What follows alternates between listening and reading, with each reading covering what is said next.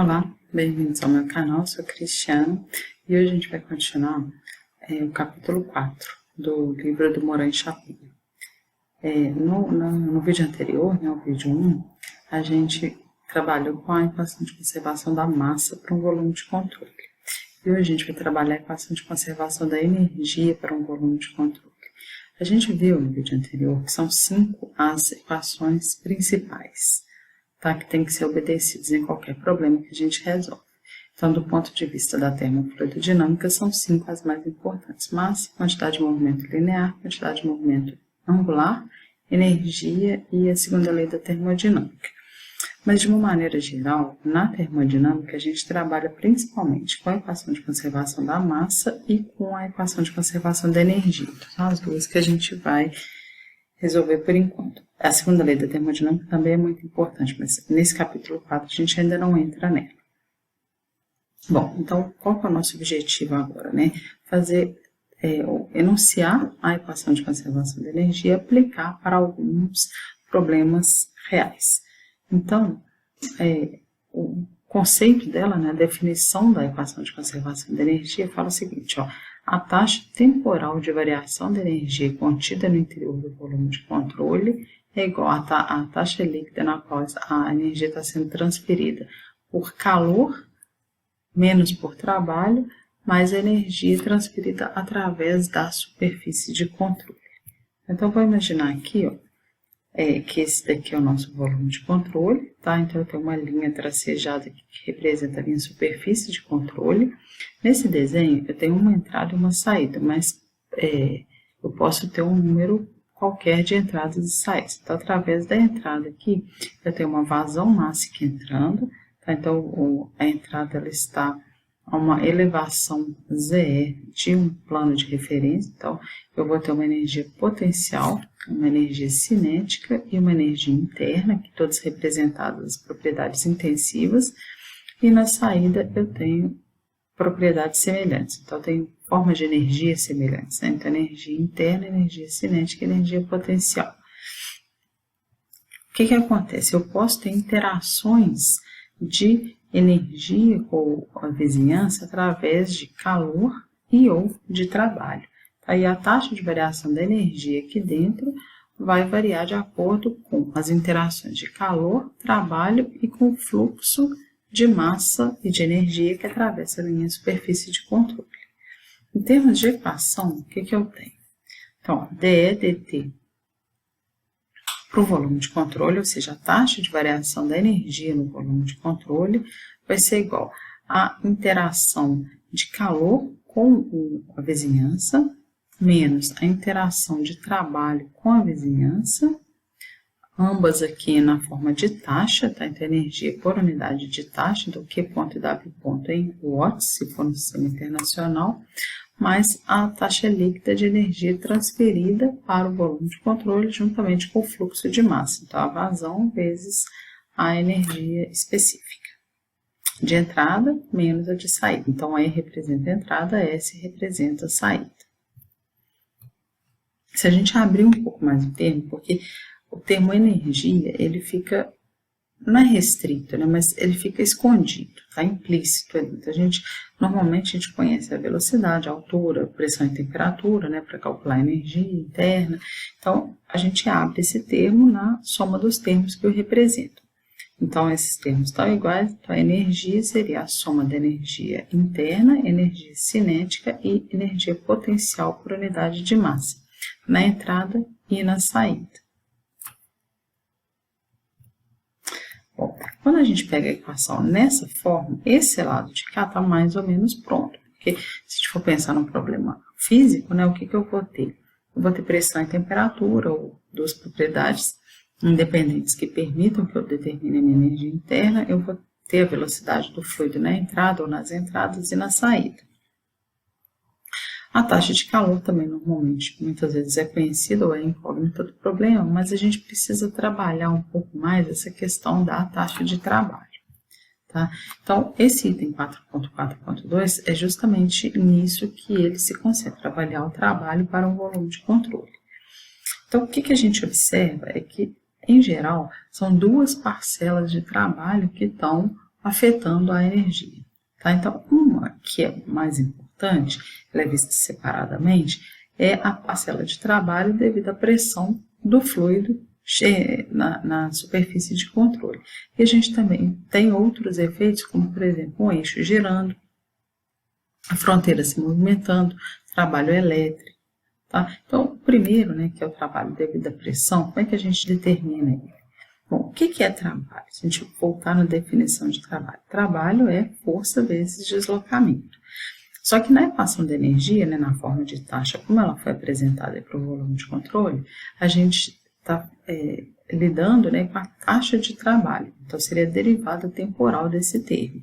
Então, a taxa de trabalho vai ser força vezes a derivada do deslocamento, que é a velocidade. O trabalho vai ser força vezes velocidade. Só que essa força ela é causada pelo quê? Pela variação de pressão. Então, eu tenho que relacionar a força com a pressão. Se a gente vai pela definição também, né? Pressão é força por unidade de área. Então, a força vai ser a pressão vezes a área. Então, a minha taxa de trabalho vai ser pressão, força, né? Pressão vezes a área, vezes a velocidade. Então, quando eu jogo para determinar minha taxa total de trabalho, os termos mais importantes são, então, a taxa de trabalho devido à pressão do fluido, que seria esse termo aqui, daqui a pouco eu falo mais sobre os sinais, e eu tenho esse termo aqui do volume de controle. Eu falei, né, no slide anterior que nós temos, basicamente, a taxa de trabalho devido à pressão e devido a outros efeitos. Esses efeitos seriam o quê? Um eixo girando, trabalho elétrico, de movimentação de uma fronteira. Então, de uma maneira geral, os mais comuns são o trabalho de um eixo e o trabalho de pressão. Então, são eles que estão aqui. Então, esse W.VC aqui vai representar a taxa de trabalho de um eixo girando. E esses outros dois vão ser a taxa de trabalho causada pela pressão do fluido. Então, vocês podem observar que tem aqui saída e entrada. E por que é saída menos entrada? A gente tem que resgatar, né, o conceito e a convenção de sinais que é adotada para taxa de trabalho. Então, o trabalho é positivo quando ele é realizado pelo volume de controle. Ele é negativo quando é realizado sobre o volume de controle.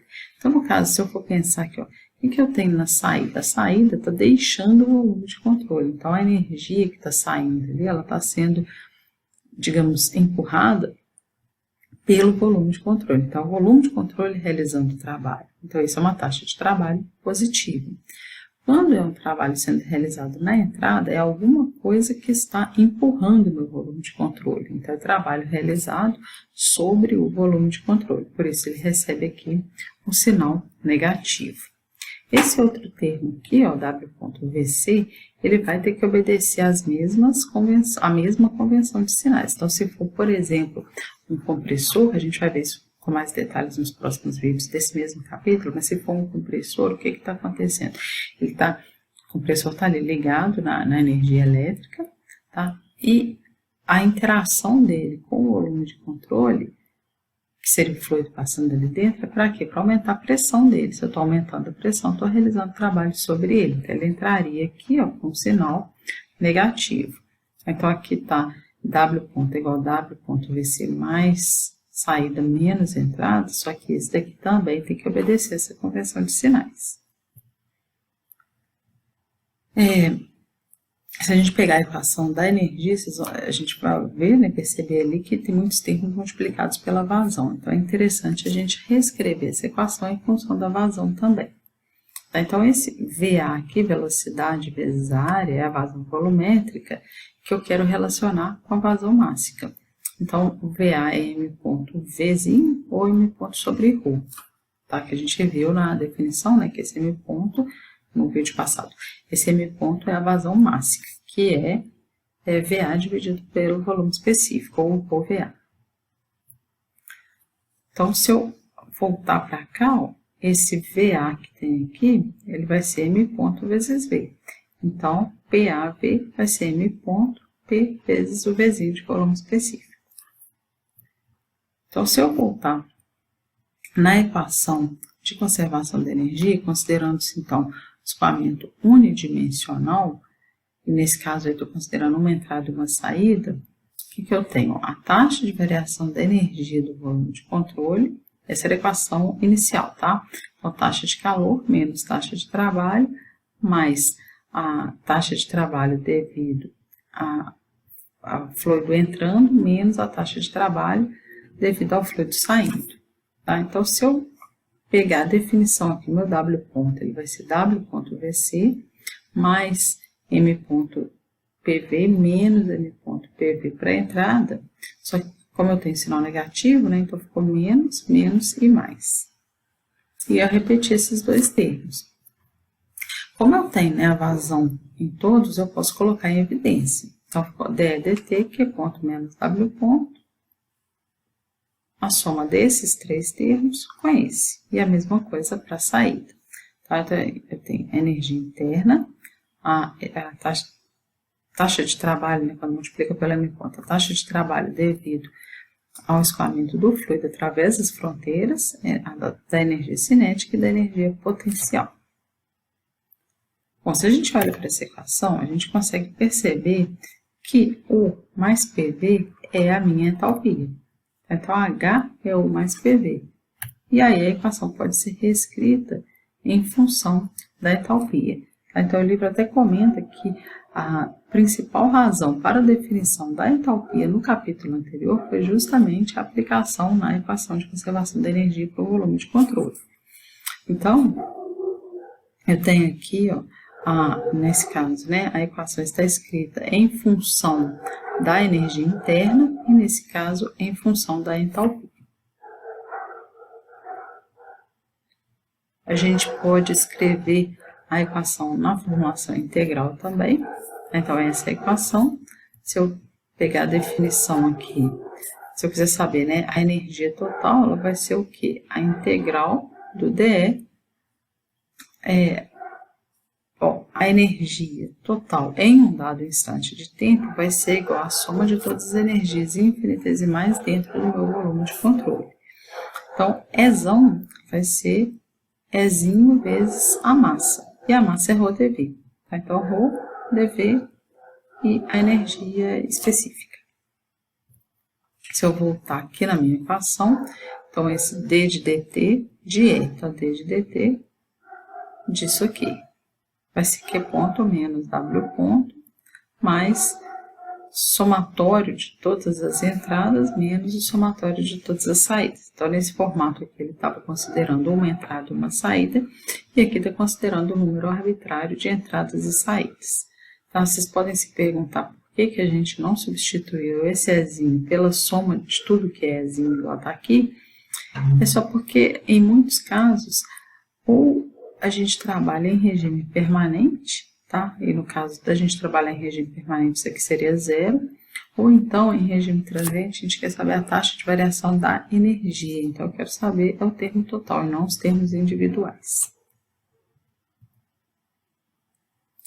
Então, se a gente for trabalhar em regime permanente, até agora, né, a gente já viu então duas equações, a equação de conservação da massa e da energia. Então, a formulação da equação de conservação da massa para o volume de controle em regime permanente é essa daqui, a gente viu no vídeo anterior, o somatório das vazões mássicas de entrada, o somatório das vazões mássicas de saída. E a equação da energia simplesmente cortou o primeiro termo, que é a taxa de variação da energia no volume de controle. Posso escrever essa equação dessa outra maneira, tá? Sem ser zero é igual a alguma coisa, eu coloco todos os termos positivos. Então, alguns ficaram do lado esquerdo e outros do lado direito. Bom, é isso, tá? Em termos de teoria. Então, agora vamos... Ah, não, mentira, faltou isso ainda, desculpa. Se eu tiver uma entrada e uma saída, eu tenho que a vazão mássica de entrada é igual a vazão mássica de saída, que a gente chama simplesmente de M ponto. E aí, no caso da equação da energia, o que eu posso fazer? Eu tenho uma entrada e uma saída. Então, eu vou trabalhar esse somatório aqui, ele desaparece, né? Fica sendo M.E, e aqui simplesmente M.S. Só que pela equação da massa, M.E é igual a M.S, então eu posso colocar em evidência. Quando eu coloco em evidência, fica dessa maneira, tá? E aqui, ó, tem 2 e 1. Por porque a gente sempre assume que o escoamento vai da entrada para a saída. Então, o ponto 1 é a entrada, o ponto 2 é a saída. Poderia estar em termos de SE, né, saída e entrada, mas bloqueei aí ponto 2 e ponto 1. Se eu quiser saber a equação por unidade de massa, seria essa daí.